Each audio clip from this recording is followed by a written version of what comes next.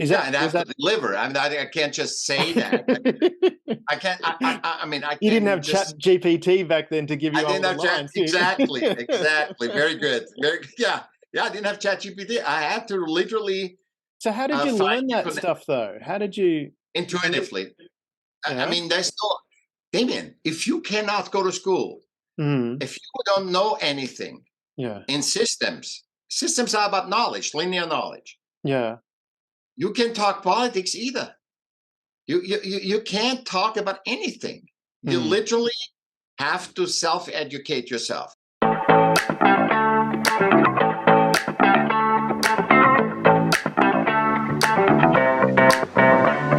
Welcome to Share.Care, an all-inclusive community sharing experience, strength, and hope to create strong, healthy, and inspiring relationships. Share.Care communities work toward every individual feeling safe, valued, and heard, free from the threat of danger, pain, or harm.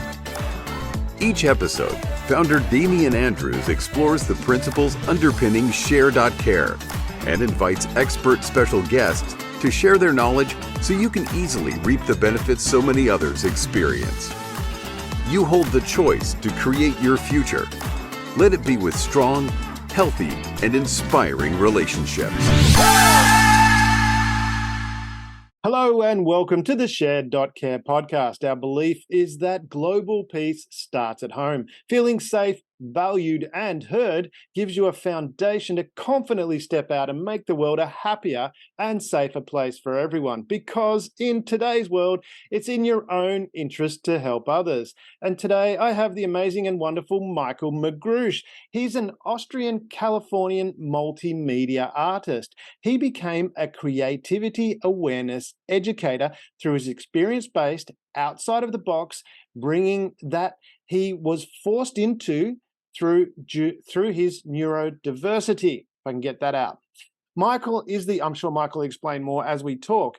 Michaell is also the author of 5 books. He's a podcaster, a speaker, and a guide. And he's also worked in film with Robert Evans of Godfather fame. Welcome, Michaell. Pleasure to have you on the show.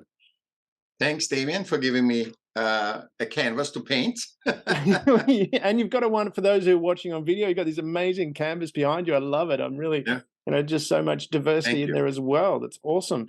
Do you want to start? Can we jump in the Wayback Machine? Now, you might remember this. It's a silver DeLorean that Doc Brown invented from the Back to the Future movies. You hit 88 miles an hour, you can travel through time. Shall we jump in that? Hit 88 miles an hour. Let's put the foot to the floor and travel back to, tell us a bit about your history, some challenges that you faced that you needed to overcome, which led to what you're doing now. Yeah, it's interesting because it's all about till 55. I hit, even though I worked with Robert, co-produced with him, I was city Arts-Commissioner and all this stuff and all the stuff that I did. Till I was 55, I literally hit the wall. I didn't enjoy life. I got everything that system says you should have. You should get. I didn't get the Oscar, but like says, you once you get the gold medal, once you get then that justifies your whole life, and it didn't.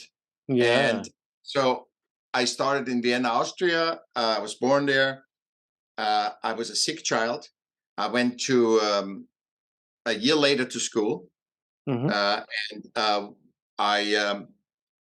got to school with 7, I found out, I was diagnosed. That wasn't diagnosing. They just said that the teachers just said 40 years ago, the teachers just said, yeah, you're dyslexic. But it doesn't matter. You have to still read. Why? That always confuses me. Dyslexic. Why do they spell it that way? That just makes it really difficult. Is that just? Oh, it's just system BS. It's just like that they have something to say, but it didn't change reality. I still had to read. I was stuttering. I couldn't read. Actually, I wrote 5 books and I can still read them. I have to have the computer read them to me. Oh, wow. So actually, I wrote 6 books now. So the 6th is going to be released. So, I couldn't understand. I could understand, but I couldn't regurgitate. So I understand math. But then when I had to regurgitate 2 plus 2 is 4, I couldn't regurgitate it. Right. I was, I started flipping, 2 plus, 2 plus 3. I would flip 3 plus 2, divide it. I would get confused about this thing. Yeah. And I would say 2 plus 3 is not 5. I would say 2 plus 3 is 6. 2 times 3. So my everything whips around. So you really should have been an accountant, because if you ask an accountant, what do you want? What is 2 plus 2? The accountant will say, what do you want it to be? Awesome. No. The thing is, so they said you got to do the class. You're dyslexic, but it's a little bit harder. But you have to do everything everybody else does. You have to read in front of the class. You have to all this stuff. So I flunked in Europe. They don't take you with you. You have to repeat the grade. Yeah. So I had to repeat 2 or 3 grades, and I could not fit in to any system because that was required that you do certain things, and I couldn't. Yeah. And when I was 30, I wrote a resume, and I looked at my resumes and I said, oh my God, all I was is art. So I don't need to have society. I couldn't do anything else. So I sold tapes out of my trunk. I was a DJ. I was a fashion show producer. I was advertising. I was in early film and video production. So when I'm 30, I think that was a major choice that I made. And that was done through the awareness that I said, even if I wanted, I couldn't become an accountant. I couldn't. So it wasn't like, oh, you just used art and you want to be an artist. Yeah. I had to do something creative to survive, to feel a part of humanity that I don't jump off. And, you remember, I mean, there's a lot of people that want to, they don't fit in somewhere as a kid, as an adolescent. So they join either group or they got to be loners. And art was what saved me. I listened to music. I watched a movie, like so many. I mean, I wish we had the number underneath how many humans were saved by art, how many adolescents they didn't, because they saw a movie, they heard a song, they painted or something, or played an instrument. Well, even that, from that perspective, you look at Stevie Wonder, who was, as a kid, was asked to find a mouse because he had extra sensitive hearing because he was blind. I was going to say deaf then, but he was blind. Yeah. So how did that, from that perspective, you've recognized, and that becomes, from your perspective, you recognize that you had art as a skill. So you've gone through and you're working in that space. How did you make that transition to going, okay, I don't fit the standard mold, but I'm going to get out there and do stuff? What was that drive to do that? I think that was with 30, when I decided I'm an artist, not trying to be artistic and fit into systems. Right. So I think when I shifted to that I say, this is who I am. There's no question about it. See, I know very famous artists, and they wouldn't, they feel uncomfortable calling themselves artists. Because art, especially in the art community, people that are way better than you, that are way more skilled, and they don't make it. They live in the car, and you have money, and you have fame, and you have followers. So I think that was a. How do you find that, though, when you say way more skilled? Is it because I remember as a kid, we went to an art gallery, and there was I believe it was a very famous painting that was there, but it was just a black rectangle. And I was looking at it going, as a kid, that's a black rectangle that anyone can do. How is that art? So when you say people are way more creative, how do you measure that? I mean, and I'm again referring to Dead Poets Society, when they talk about poetry measured by a graph, and Robin Williams throws it out and say that's not how you do it. So how can we say some people are I tell you exactly. Make that comparison? I tell you exactly what it is. It's First of all, when you separate, this is what I separated in the last book, which gave me that breakthrough when I was 55. Mm. When you separate art in the art creation, which is human-centric, and the product is system relevant. So if I have a good PR guy, if I am good, then I can do a black thing, and it's going to be, if Van Gogh did a black rectangle, and now people would say it's the greatest thing ever. Yeah. You know, so if you have already the systemic recognition, you're deemed an artist in society, you can have liberties, and then you're like Banksy. Banksy is not a great artist in the painting arena. He's an artist in how he sells himself into the system, like Damien Hirst too. Yeah, those are geniuses. Jeff Koons, their artistry they're still artists. I don't consider them not artists. No, but if I could make myself famous with this black square or a blow up, like Jeff Koons, the balloon dogs that are in metal. Or dots like Damien Hirst. The spaghetti tin. I can't remember who did that. Exactly. Yeah. So that's what I was wondering, is art more about, a successful artist is more about how well you can spin a story around what you're doing. Yeah, I get attention. If I get attention and people consider that, because I try to get the attention, if I paint myself on the square that doesn't do anything, somebody else does something else stupid, but that gets attention. So, it's.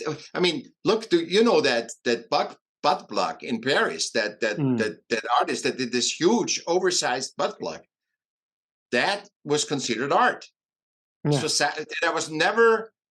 I would never even be having the guts to put that out as art, because it's basically a butt plug in green.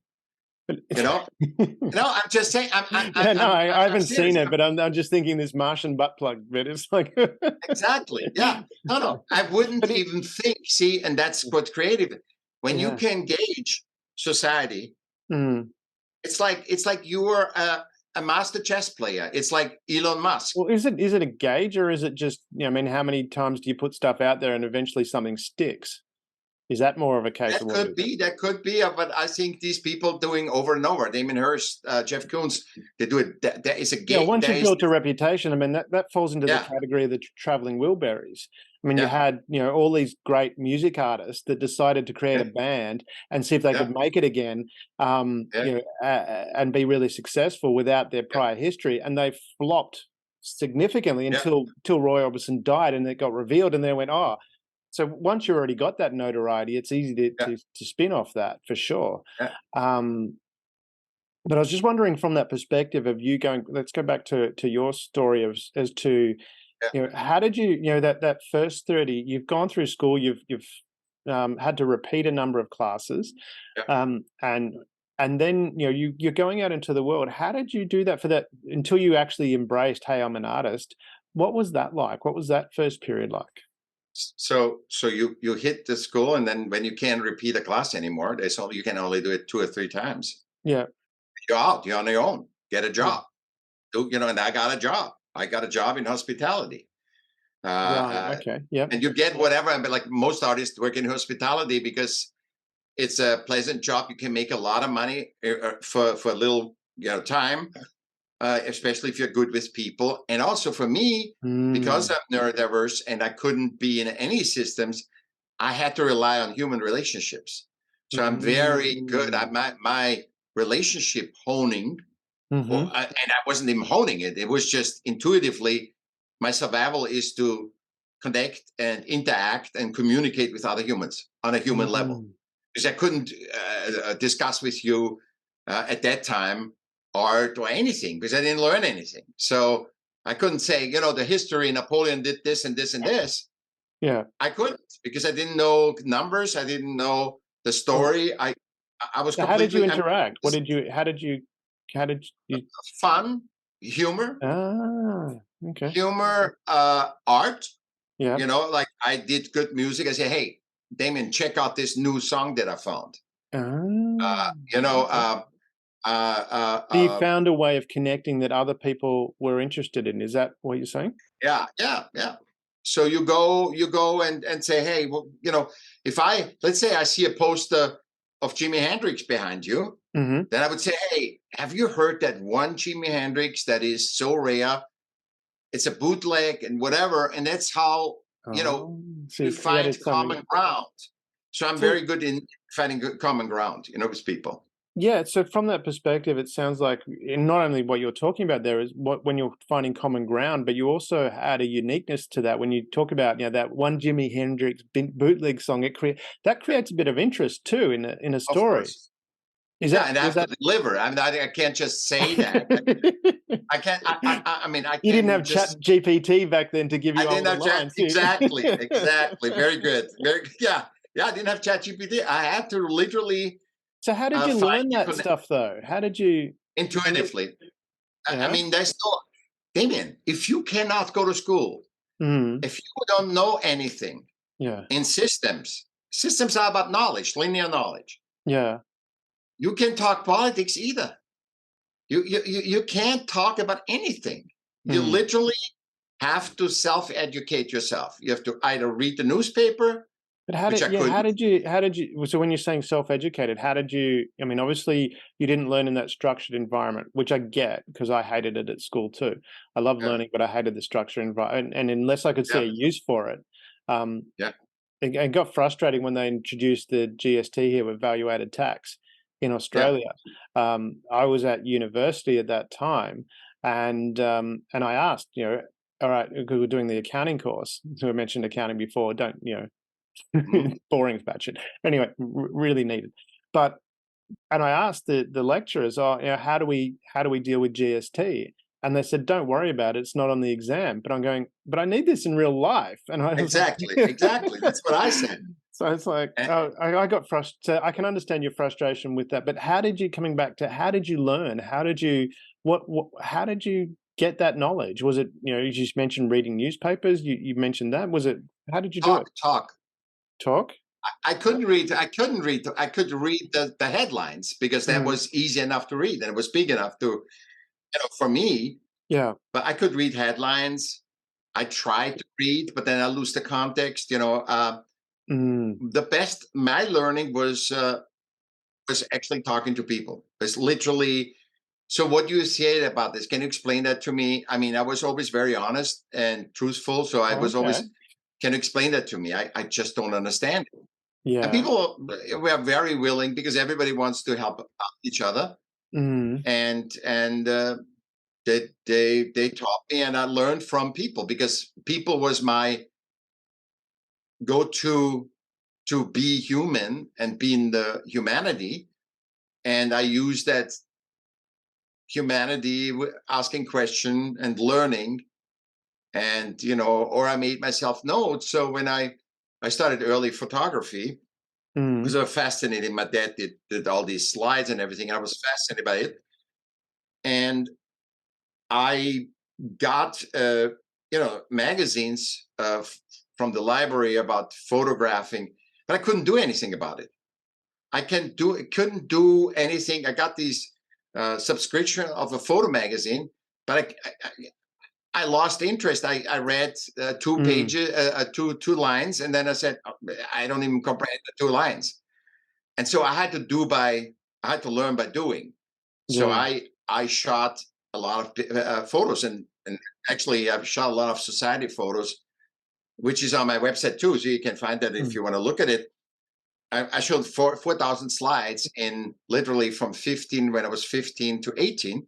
Wow. And then I carried those slides around for like 36 years, from New York to Westwood to Newport to here, back to Newport, all over the States. I slept that because I said, I'm going to sort them out.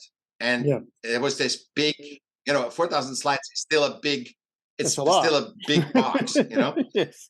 And then so before COVID hit, like 2 years before, I said, no, I'm going to go through. I don't care what it is. There's no distraction. I'm going to go through. And I went to the library to scan them in, and I just looked at them and said, "Oh my God, these are really good." I thought from 4,000, probably 100. I will keep 100, 150. The rest I'm going to toss. Yeah. And I digitalize them, and then, now on the stick, and then, forget about it. And I found out they all fantastic. They all literally, I think I discarded 1,000. Yeah. Because they were not relevant in that context that I wanted to make a show. And literally I posted it on Facebook, and everybody says, "Oh my God, do you have more of this? These are fantastic." And I'm a photographer because I'm not taught. I just shoot off the hip where I'm looking and see that feels good. And that all by feeling. I shoot, and it's like a Caravaggio painting. It's like there's 15 stories in that photo. Yeah. And that's how I make photos. Or people are posing for me, but most things is out of the hip, not posing, and they're very funny. Even for you, you don't know these people, but you gotta look at it. It's very, very interesting. And so that became a sensation, and I made a private group, and that private group, over 200 people met 36 years after I shot those pictures. So we are all, this was when I was 15 to 18, and we all met in Vienna. Obviously there were more people, but there were 200 of the core people, and we came all over the world, flew into Vienna, and just before COVID hit. And then COVID hit. Yeah. Vienna's a beautiful city. I love Austria. I've been there many times. It's really, really wonderful.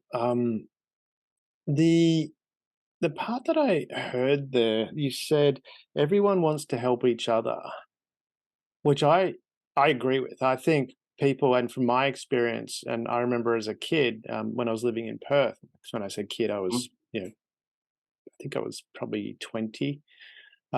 I count that as being a kid. You're not really grown up then. Yeah. Some people are, but very few. I certainly wasn't. But I was, I wanted to understand, how to succeed in business and things like that. And there was a multi-billionaire, it's like 100 or several hundred billion worth, one of the richer people in Australia. And I found out where he lived. So I wrote him a letter asking, for some specific advice, and I put it in his mailbox. And I had put a return stamped envelope as well. So it was a thing. Yeah.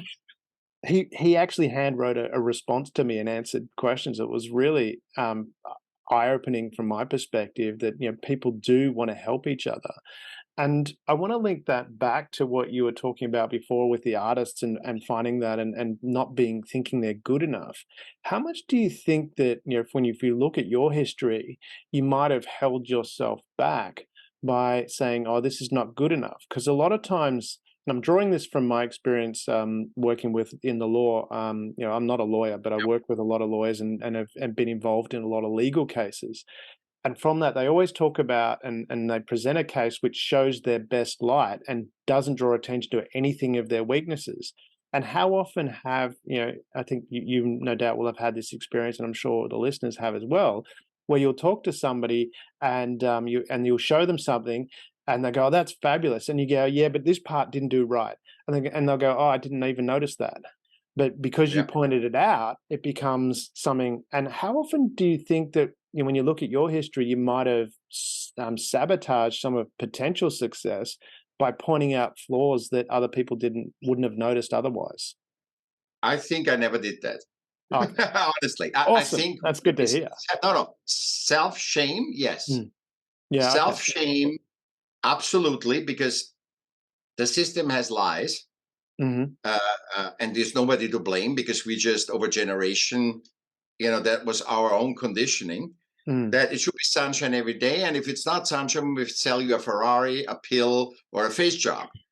And then you buy the Ferrari, the pill, and the face job, and you're happy. But then the Ferrari becomes a car, the pill comes a temporary. Well, don't walk outside in public after taking the pill. Yeah, and then exactly, and then, got a coat hanger. The face job also is not the answer, because that billionaires And that's why, I agree with your billionaire's reaction, because the billionaire doesn't say before he dies. That's when you get really clear. There's millions of research is done what people think before they die. They're super successful people, super rich, super famous, and they all say, "Oh, what you would expect is that, oh, I would have put that person in that power. I wish I would have bought that hotel. I wish I would get another billion."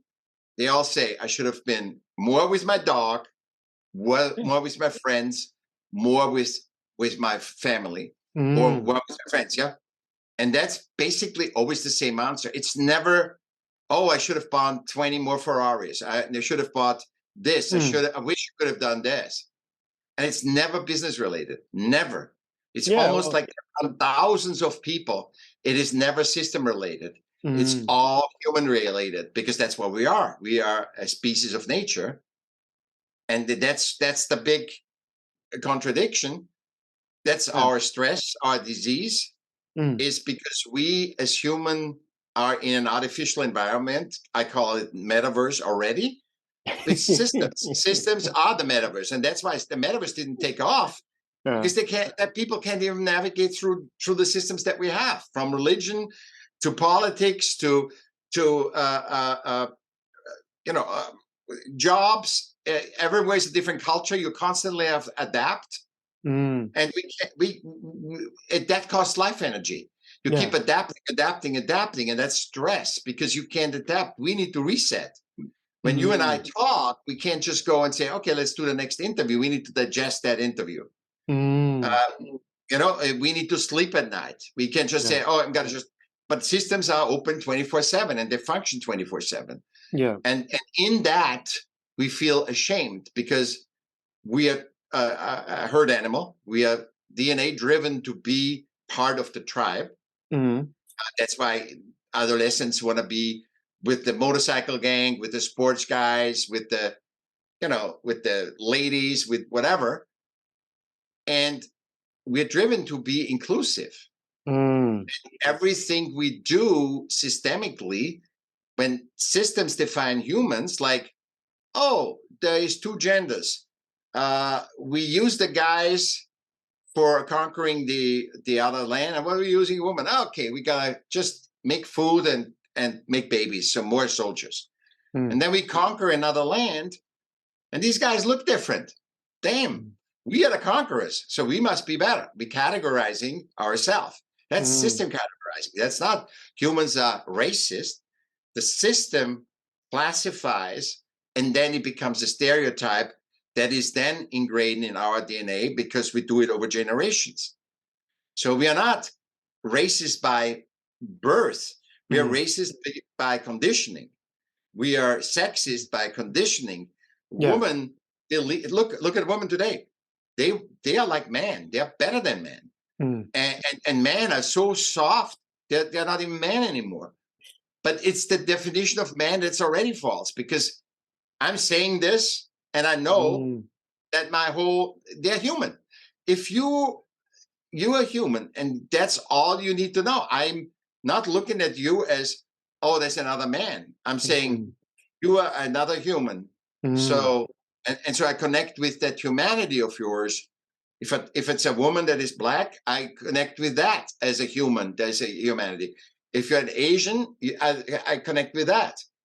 It doesn't matter. It's if you think that a zebra thinks there's a female zebra, unless they procreate, there's a female zebra, and I'm much better as a man than the female zebra. Or, oh my God, the giraffe is a different patterning, then I'm better than the giraffe, because the giraffe thinks it's better than the zebra because it's taller, or it's the elephant is bigger than the ant.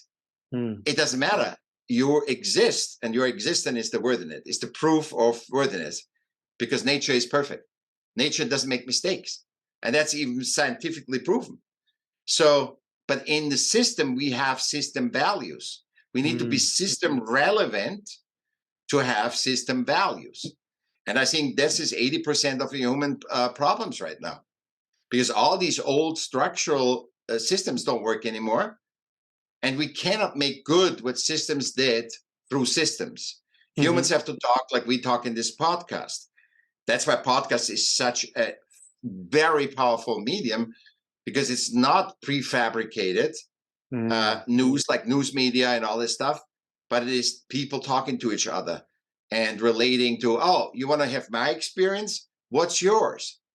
And by relating, we grow and we lift the human potential. If we try to be all the same, see, this is the core lie. The core lie is we're 8 of the same people, 8 billion of the same humans. But what the truth is, we are humans, we are 8 billions, and every human is unique in fingerprints, and even if it's not in which we know everybody's different, but we are different in fingerprints, DNA, and eyes alone. I mean, we are unique unless you're double-eyed, double-egged, or whatever that's called, twin. You know, one egg, identical twins. Yeah, but even they have different fingerprints, don't they? I thought they had different fingerprints. No, they either could be. I don't know. I heard that one podcast host told me, no, I think if they're one egg twins or whatever, they have same thing. But I don't know. But they have definitely perhaps the same DNA. You know. But it doesn't matter. We are unique. You know. Yeah. Well, I want to explore that a little bit more, because, and I love that you mentioned, and I wrote this down because you said, you know, you're perfect because you exist. Exactly. You know, that's it's a concept that's been around for a while. I remember Wayne Dyer talked about that a long time ago. And Wayne Dyer was a big inspiration in my life, but it was, and he did talk about that you need to, you know, I love his term, you have to have a quiet love affair with yourself. Know that just because you exist, you are awesome. And I get but you have to understand that. You have to understand that. Well, and that's what I want to come to. It's, you know, do you think when we're talking about this discounting, and we mentioned before, discounting our own performance, what do you think causes that? Where people go, okay, and I know I've done it, I don't do it anymore, but I certainly, I did it a lot. Would be going, you know, I'd be deprecating is not the right word. Just really being hard on myself, critical of myself, even though I'd done really well. An example where this awakening came for me was when I was in Perth. My girlfriend lived up north from where I lived, and it was a nice drive along the coast, but there was a lot of traffic lights. And obviously I'm going to see my girlfriend, so I'm very excited and I want to get there quickly. So every red light I got, I'm getting frustrated, going, oh, getting all the red lights, getting all the red lights. And that was my focus. And then for whatever reason, maybe because I'm anally retentive, I decided to count how many red lights and how many green lights I got. So I was driving along with a little notepad next to me, and I was marking the red lights and green lights. Turned out I was getting massively more green lights. I just wasn't noticing them because I was so frustrated with the red lights. Do you think that's part of that conditioning? That's the system. Well, that's what I'm saying. Is it part of that awareness? We condition ourselves to focus on the things that aren't working, and we completely miss all the great things that are right in front of us. Yeah, and also, you know, that ambiguity, when you go through something, the learning process, what you get as a human being when you fail, when you make a mistake, the what's left, you know, when you zero out everything, the human value is cannot even be compared to when you get an award or something. Or you hit the goal, you know, you hit the sales goal, the reward of failing and, you know, experience the failure, the mistake. It's the best human lesson that you can learn when you fail. It is valuable, so much more valuable than if everything just works smoothly. Well, the failure is a whole different topic, and I love that you've gone there because it's a really important point. And we just want to clarify as well. We just come back. I just got my team just sent me a response on the fingerprint thing. Apparently, identical twins have identical DNA, which is not indistinguishable, but their fingerprints are different. which is interesting. That's how you tell the difference between identical twins, apparently. But on this failing thing, I love that you brought that up because it's come up a lot in the conversations that I've been having. Is, you know, we talk about, you know, people are now, we've got to this point where there's so many participation trophies and things like that. People are not having that experience of failure and then getting back up again. It's kind of, we've almost learned that beginners suck. I call it beginners suck. When you start something new, anything new that you do, you're not going to be good at it because you just don't have the experience. But we've lost that ability to go, okay, we need to work through that. We just need to, you know, when you start something new, you're not going to be good at it. That's okay. And is that, you know, from that learning through failure, talk us through some of your experiences of how you learned through failure. So I learned, and I did an article, and we can add that to this episode if you want. I wrote a very long article about mistakes and failure. Yeah. In nature, there is no mistakes and failure. Always look, you have a system problem, fix the human problem. If you have a human problem, look for how nature solves that problem. That is the absolutely highest form of success that you can get. If you want results that are true and working, if you have a system problem, fix the human problem. That's awesome. If you have a human problem, look at how nature does it, because you are part of nature. You're not a part of systems. Buckminster Fuller talked a lot about that. You look for how nature solves problems. Yeah. That's you just look at it, because nature is perfect. It doesn't make mistakes. It always balances. Balance is the power. It's not power over or bigger. It's nature is it's just, you know, something that happens in nature. Nature doesn't have a surplus of 100 elephants or 1,000 elephants. Yeah, it doesn't have a surplus, nor does it have a lack. Nature is abundant. Whole freaking humanity lives of nature, of oil and all that stuff that we exploit.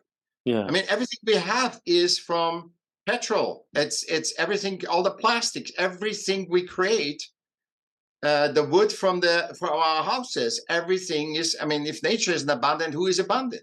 And you don't have to pay; you just can exploit them and then sell them in the system. So basically, this is humanity's wealth is nature's, and then we make it systemically, where if you're just by chance own the land over over an oil field, it's yours. Or if you have a well with water, or whatever. But that's systemically. That's that is systemically. That's why I say we have human worth. Everybody has that, but we are not system. We're not. No, only system relevance have system value, and system value is money. Yeah. So if you're system relevant, you can buy your relevance with money. You can't earn it. It's just you can just navigate in systems so well, like a master chess player. But who is a master chess player? So if you're prone to solve problems, linear problems, or you know how to manipulate the system, you will be system relevant. Because if that wasn't true, it would be a million Elon Musk around. If success was a formula, everybody would be successful. It is not. There's a lot of luck. It's a lot of things that are being at the right time at the right place. And that's why I'm saying there's no difference between Elon Musk and us. He's just at the right time at the right thing. And it's not luck or anything. He's just there. And he has become, by doing, by feeling, by sensing, doing the right thing over time, and finding a strategy that makes him repeat stuff. I'm not saying, but I think everybody is limitless. I think every human is limitless for something different. I wonder about that from that perspective. You're talking, I mean, as you say, that there's a number of people that do that, but I do wonder from, a lot of in my business consultancy, providing advice to businesses, and you mentioned about not having luck, but I notice a lot of the organizations, it's staggering how many that don't do it. You go, here, follow this system and it'll work, and they don't do it. And I just wonder from that perspective, how much is, I mean, yes, there's can be an element of luck, but on the flip side of that, there's a lot of people that could be much more successful than they are, whether it's business success, relationship success. I mean, in a relationship, if you learn to be good at communicating and learn how to, I mean, there's ways to communicate in a way that reduces conflict, for example. If you have that skill, then you're more likely to have a successful relationship. But a lot of people don't learn those skills. Yeah, I think it's awareness trumps all. It's when you have the awareness that by applying a skill of communication, if you're not aware that let's say I teach you the skill of communication, and you're not aware that a skill of communication can influence, you don't believe that could influence your relationship with that girl or this guy. It's never gonna, nothing it's not going to happens when you're not aware of it. What is war? I always go to war. War is the complete capitulation of our human beingness. First of all, war is a system issue. It's not a human issue. When you look at nature, again, human problem, look at nature. What do nature do? They don't kill all the gazelles in the savannah to have food for a year. They kill the weakest gazelle, eat, and then an hour later, another gazelle is grazing next to the lion because she knows that the lion is full. Yeah. There is no humbleness, no being, modest. There's no modesty anymore. It's just the more I get, the safer I am. And is that I mean, when you look at that war component, and and from as you were talking about it was the more I get, and that makes people feel more secure to have that. But do you think the world has changed a little bit? Certainly from the Industrial Revolution, it became, if you wanted, before then, if you wanted more, someone else had to miss out. With the Industrial Revolution, it sped up the pace of innovation so that now we're making a bigger pie so everybody can have more.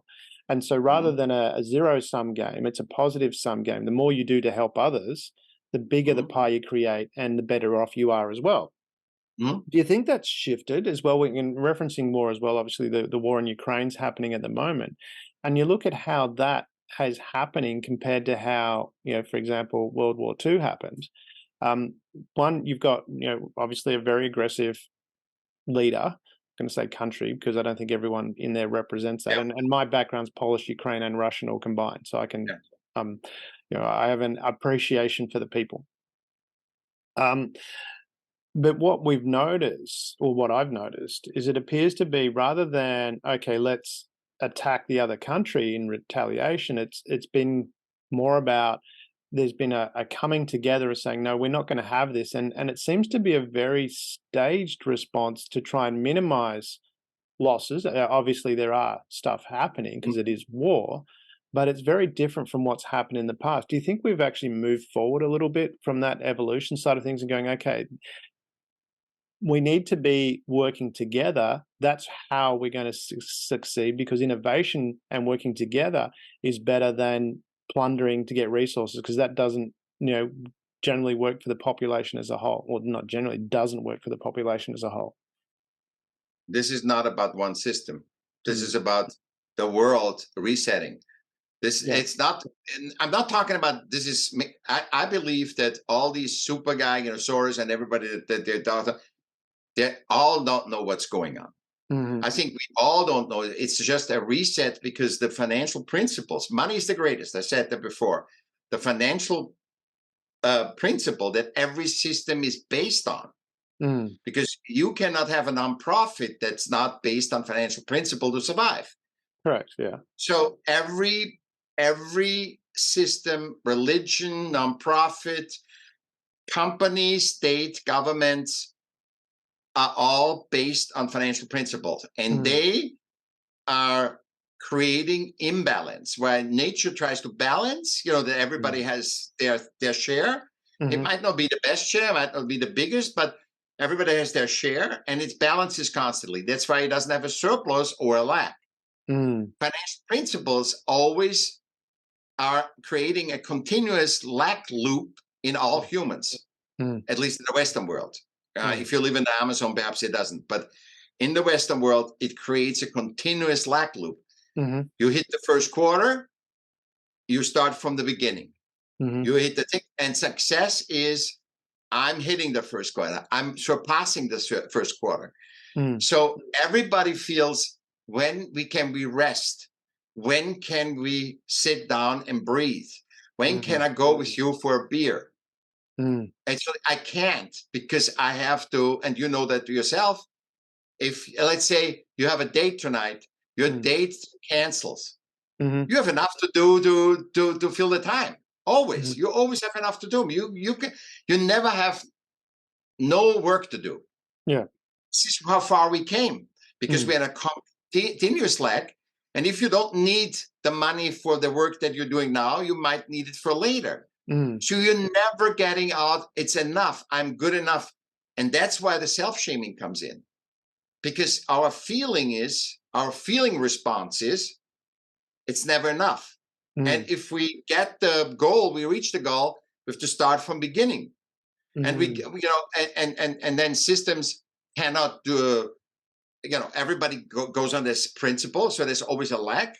So pensions, retirement, all this stuff, Social Security has to constantly change their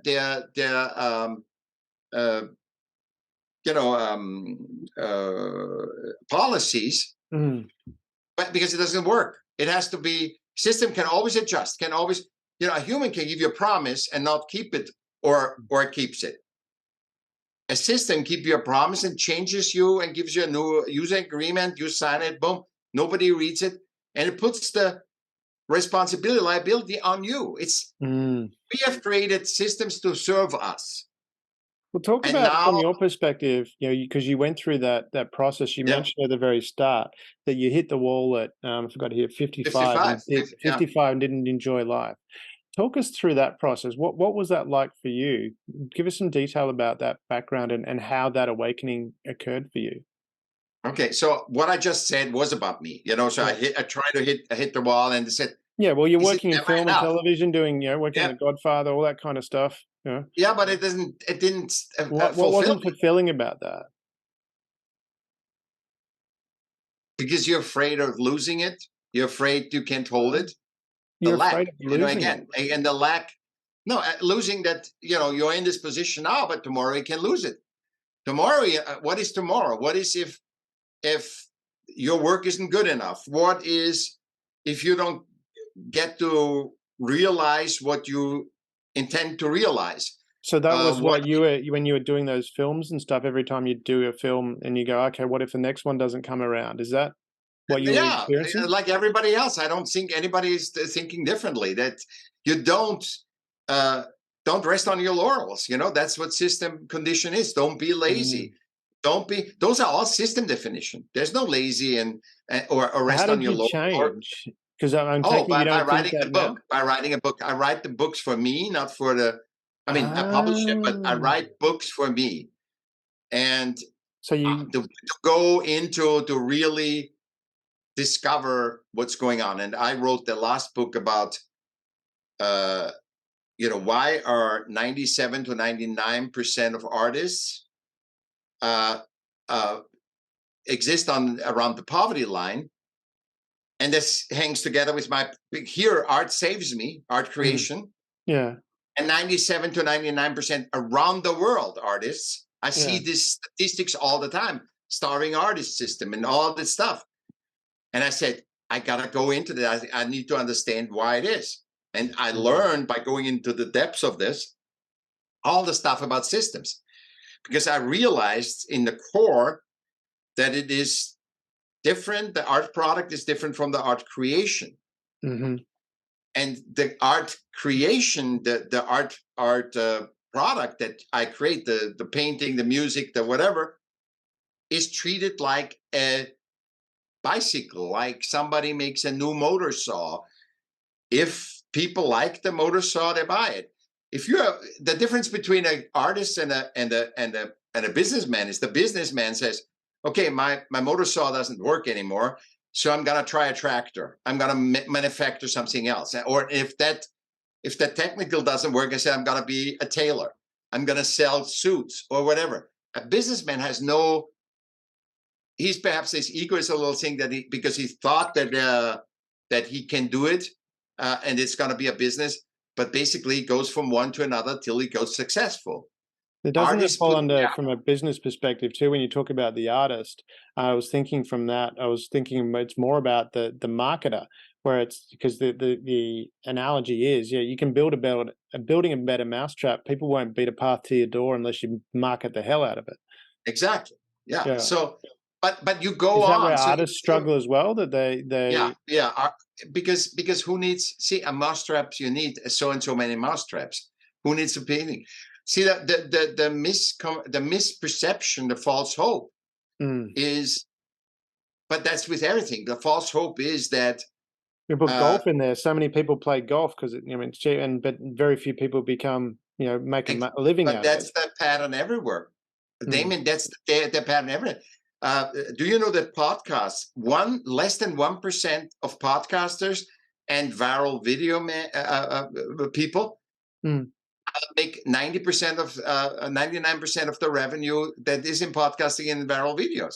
Yeah, definitely, 100%. It's everywhere, and Google is, and YouTube is not going to say, oh, Damien, he had a viral video, but 99% of our videos are not viral. They promote what works, not what doesn't work. So our 100%. Perception. Is that part of too? Because I had that with life as well. It's one of those things you identify what you're really good at and focus on that rather than. Yeah. No, that comes back to what we were talking about before. If you're really good at something, promote it. Don't criticize yourself for it. Yeah. Don't criticize, but also in one way you promote yourself. In another thing, you kind of get people false hopes, because I think systems give a lot of false hope that people think. I mean, artists, literally, when I talk to artists in interviews and stuff, I say, they all believe their painting is waiting for a white wall. Now, I'd ask you, if you're not having a new house, who has white walls? Every wall in every house is full of carpets, paintings, photos, any good luck charms, whatever. All our walls are decorated because they're expansion of us. Yeah. They're not white walls that you're waiting and say, oh my God, Damien's painting, I'm going to wait for that. No, they're not. And so it has to be so resonating with you that you say, I take off that crappy photo of my family and I put Damien's painting on there. And that's a hard market. Bicycle, well, everybody. Point, as you say, it has to be so resonating, which is really it has important. So resonate, yeah, because art has no purpose. A mousetrap has a purpose, so I need mousetraps. I need bicycles. I need these customer goods. I don't need art. And when you look at that, and that's why I say, don't worry about the outcome. It's in every job, it's always getting to the same thing.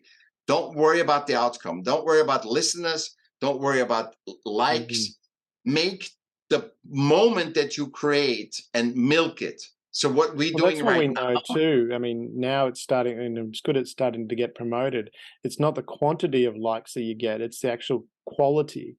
You might only have 20 likes, but if you got 20 likes from people that have bought product from you, then that's that's more than 20,000 that don't buy at all.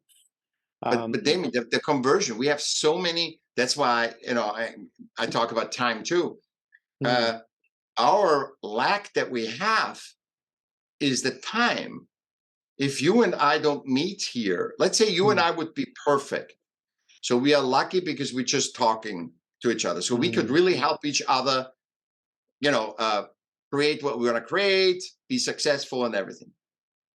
But do you have to, if let's say you would send me emails before we ever met, I wouldn't even open them. I would just delete them. I don't know you. I delete them. And that everybody, there's never anybody said, oh, I'm looking at all. No. Even people that this is where, again, creating that desire is really important, and creating a need and helping other people. Your time you mentioned as well. Yes, I agree. Time's a constant. everyone has the same 24 hours in the day. It's all about Exactly. effort. And I mean, I have a Yeah. program called Max Time, which Yeah. you pack so much more into your day from following that program. That's a separate thing. It's my little selfless plug there for my own program.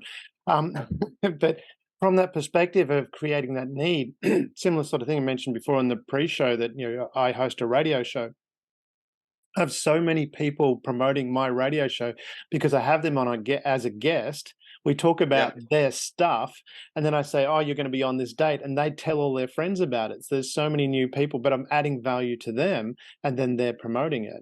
Is that part of that need? Because I want to come to you talk about 3 inherent superpowers. You had creativity, healthy dialogue, and adaptivity. Do you want to talk through each of those? Yeah. No, I agree with you. That is a very clever marketing things to get attention. But the problem is with system attention, in nature, there's no attention. Yeah. If you want attention, what is the follow? What do you want? Connection, right? If I don't have the time to connect with you, I get your attention. I see, okay, there is Damien sending me an email. Do I have the time to connect with you? That's the question. Do I have the time to connect with? Because why the system wants attention is for connection. By connection, you learn to trust each other, and then a conversion happens from what you offer and I buy. But if I cannot establish the human trust, I have to just blindly look at reviews of yours and say, okay, I'm just buying this, and then I'm disappointed or not. It's interesting you mentioned trust there, because trust is a critical component to sales. If it's all about whether the person trusts you're going to deliver what you say you're going to deliver. Exactly. Yeah. And you can look at all stats and somebody can be totally not trustworthy. I mean, I don't even look at reviews anymore because I know majority. Well, me neither. Whether they are or not, I believe most are fake anyway. Because who's going to put a crap review? No, it is true because I mean, Google admits that every 7th hit is a bot. He's a human. Every 7, so 6.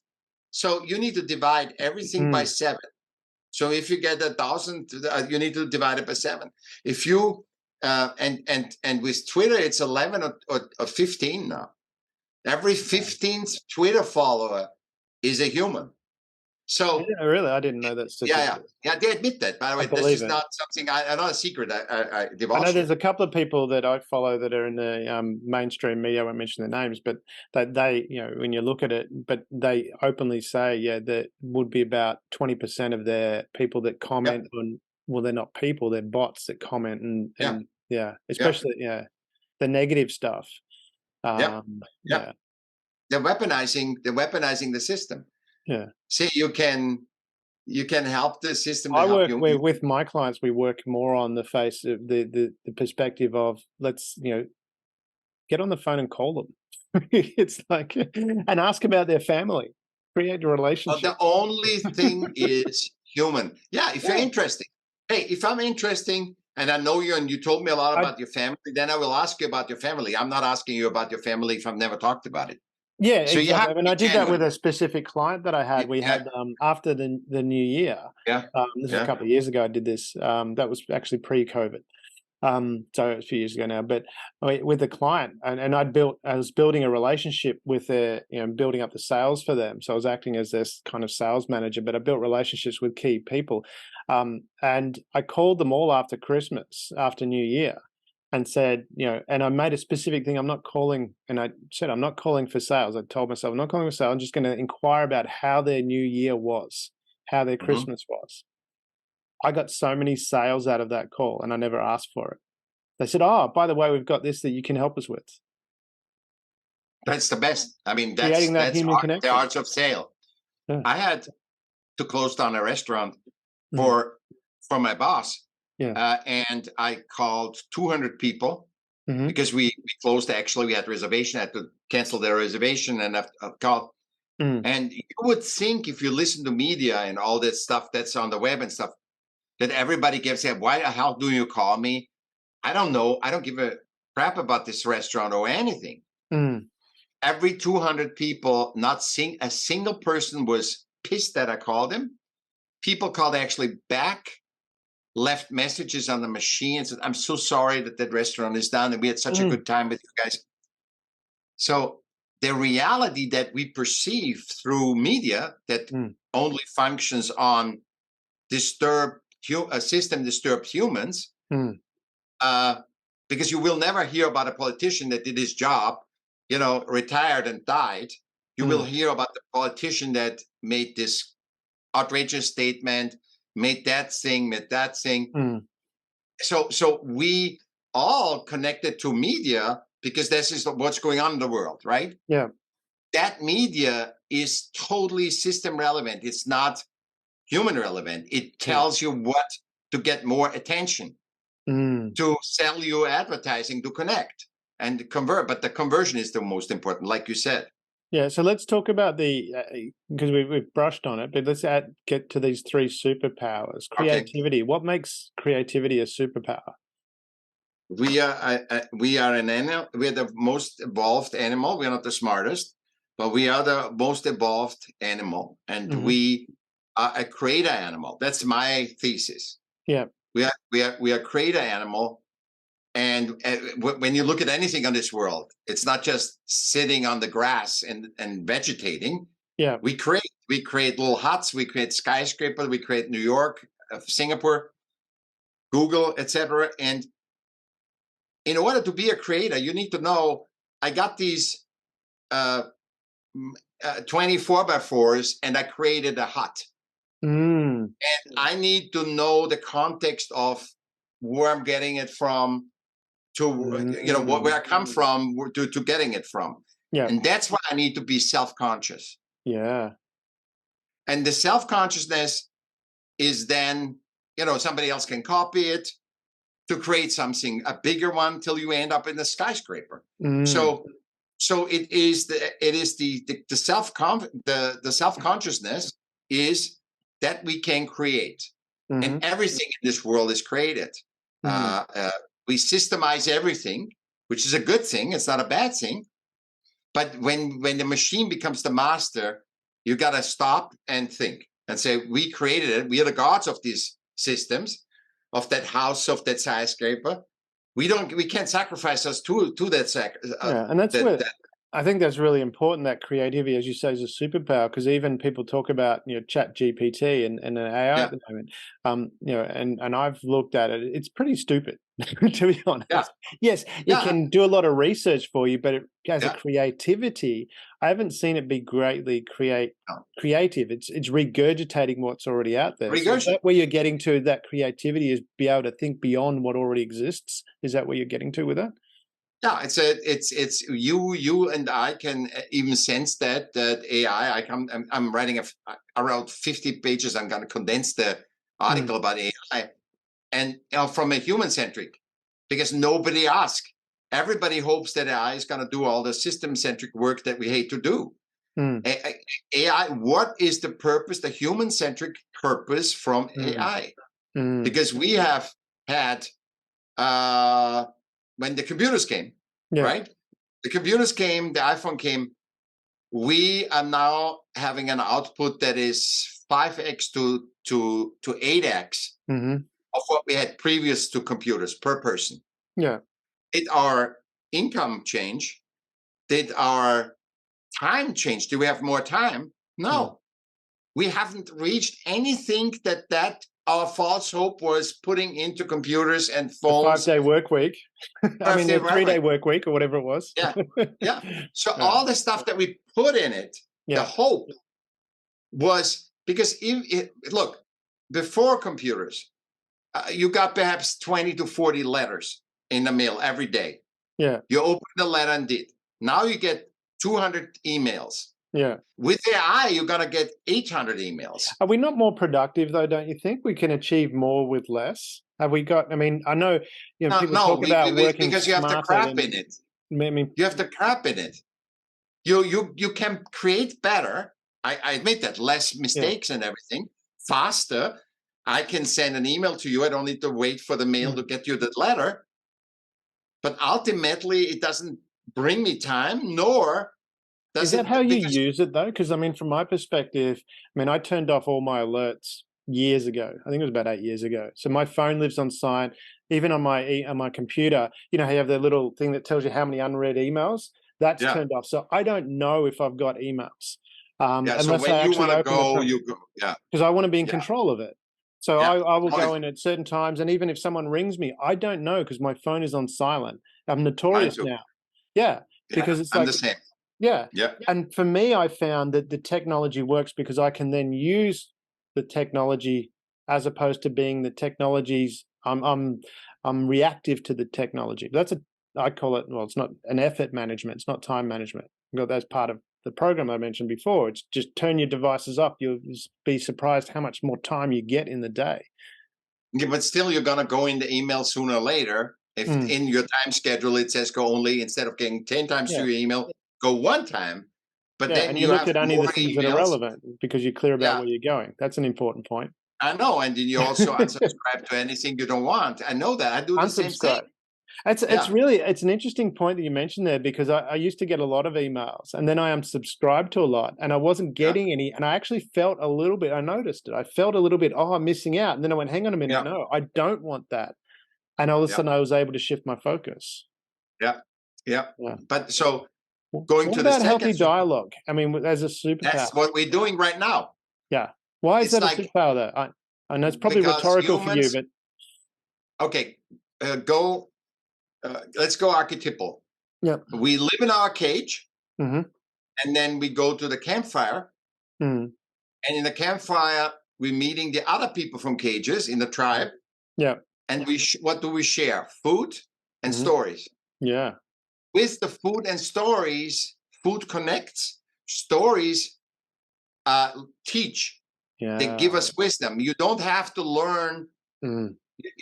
I don't have that too when we look at today's society, because the stories learn. How much of that now comes down to people actually really listening? Because a lot of times people are busy talking and very few are listening, from what I can gather. So you and I in the perfect medium. I just coined that before. Like a week ago, I coined that. I put that everywhere on PodMatch and everywhere. I said, have you ever thought about that? Podcasting is a listening medium. It's a listening medium, and that's why so many people want to do podcasts and listen to podcasts. What about even the though difference? It's not a business. Yeah, what about the difference between, because I used to be a voracious reader many years ago. Yeah. I'm not now. But I'd read all this stuff and not really integrate it. I'd just read it and then move on to the next thing. And I hadn't changed. And then Because you can't relate, but with a human, if you read, let's say, my book, The Smart of Art, where I said you separate those two. Yeah. You're probably not getting as a deep, I mean, if it didn't talk about certain chapters, but if the chapters we talked about, my conversation with you, you integrate five senses plus the sixth sense of resonating. You when you talk to me, you're not talking linear with your brain. You're talking with your whole body to me, your whole body, your eyes, your ears. And if we were in person, I would get way more information than you too. Yeah. So what I'm saying is healthy dialogue is not systemic dialogue. Systemic dialogue is what politicians do. It's right, wrong, good, bad. It's systemic only. It says, if I integrate that tax, this is going to do this. But nobody cares about what's going on with the humans.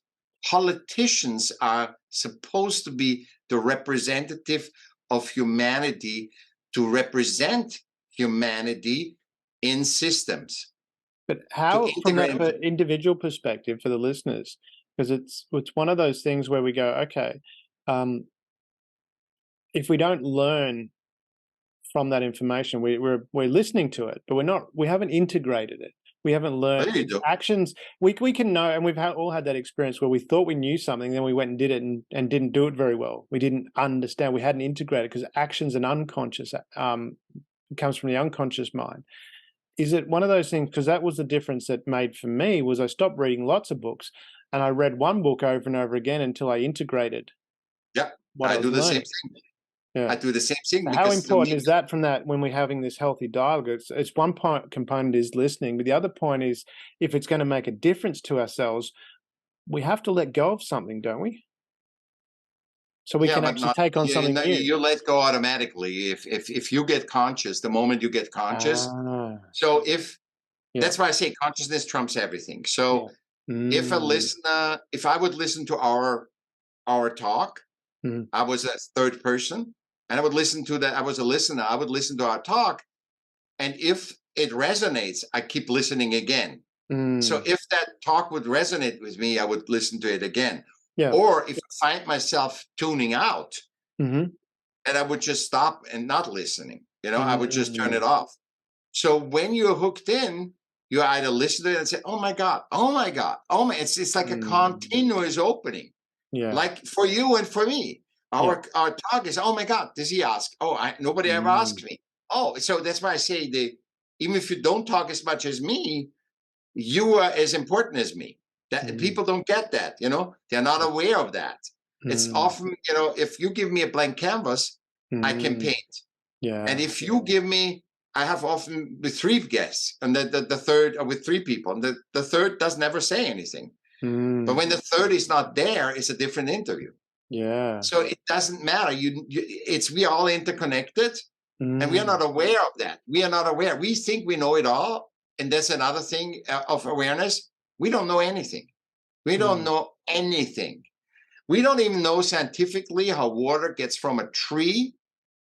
Humanly, we understand it, but mm. scientifically, we cannot replicate it or explain it. How Yes, a there's so tree much we gets don't understand. water That's into correct. the leaves Is against that where we gravity. link into adaptability, having the ability to go, Yeah, okay, we need to, yeah, explain the adaptability component, how that links adaptability. in. So human is the relate to each other. We Mm, need stories, and we need to. That's the most that's the healthy important dialogue, thing. yeah. Yeah, healthy dialogue, not system dialogue, where it's about Yeah. right, wrong, and opposite sides. Uh, and then there's adaptability, because nothing would work. You and I would not be able to have this dialogue Mm. if I speak German. If Guten I Tag. say, yeah, guten Tag, exactly. If I just say guten Tag, wie geht's? You know what Yeah. I mean? It's just uh, if I speak Ein German, if I sprechen know nur that ein bisschen Deutsch. exactly, yeah. But if I wouldn't, I constantly adapt. Yeah. I Yeah. mean, when you watch yourself, you constantly adapt. Otherwise, Mm. this conversation would be ending. It would Yes. be end. It would never start. Yeah. If we can't, so we constantly adapt to communicate. Our adaptability is a tool, inherent tool, like creativity Mm. and dialogue, to Mm. communicate to 8 billion people that Yeah. are completely different. Yeah. And if they don't speak the language, you can use art. That's why art is so important. Mm. You can draw something, because Yeah. if you and I draw, they understand it in Asia, they understand in Russia. Art, you can understand, it's the universal language Mhm. for 8 billion people. Mm. And our 5, 6 senses and our adaptation Mhm. are the thing that we can actually communicate. And Yeah. that's what we're doing. We haven't met it before. Yeah. That we can actually, this is what we're proving, the podcasters. The broadcasters Mm. actually prove how powerful human and limitless humans in. All Mm. that stuff that you learn about NLP, neuro-linguistic thing, Yep. and how to do. I've never used that ever, never had to use it, Mm. because I didn't learn it and I couldn't learn it, and I just be with humans. And the Mm. stuff that you hear, yeah, that confirms certain things, Yeah. when you hear the things. But still, if the guy, if you're not talking about a sale or something, that neuro-linguistic, programming doesn't work either. It's just, Yeah.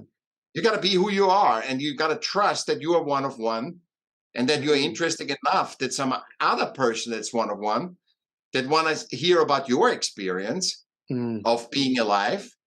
This is all we do. We want to grow by interconnecting with other people, adapting with them, to Mm. have a dialogue, to learn more, because every dialogue you have, you grow, you confirm things, and you deny things. Mm. You say, perhaps I have to think about that. You know, Sounds Damien like you're told me, preempting because we're running out of time as well, that you're preempting my last question is what to leave the audience with, but it sounds like you've got what, but yeah, if you could, because we're heading into that area, if you were to give the audience, your key wisdom, yeah. whatever it is, your takeaway, what would you want them to take away from this?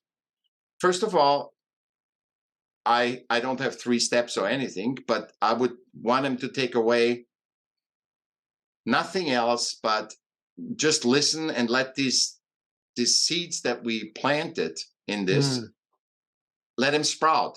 Like in nature, you throw seeds, some sprout, some don't. Don't feel bad to turn this off. And if you like it, listen to it 3 or 4 times. Yeah. Listen a little bit, take it in like you want. You are one of 8 billion. And the biggest, what my breakthrough was with 55, is separating human relevance versus human centric. Because when you have the next problem or the next crisis, ask the first question. Is this a system related thing because I can't pay my rent? Yeah. Or is it a human centric problem? My daughter is sick and I have to take care of her. There is big difference in this. And to this day, women, especially mothers, it's just I think it's so sad. They feel guilty because their child is sick and they have to go to work. Humans should never, ever feel guilty because they have to take care of another human. We, the humans, are the gods of systems. We created them. They are secondary in every time. They cannot be primary. Our life is important. Why do you think people sacrifice? 300,000 soldiers died in the war.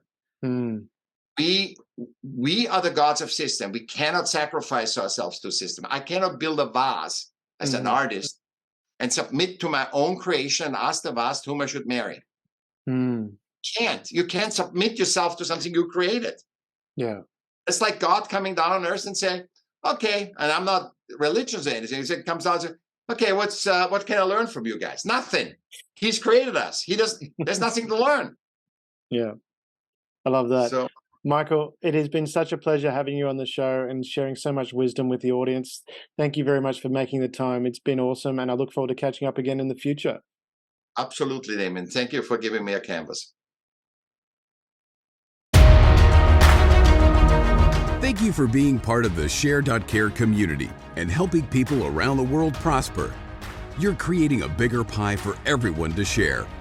The more people contributing to the world being a better place, the better the world becomes, for others and for you.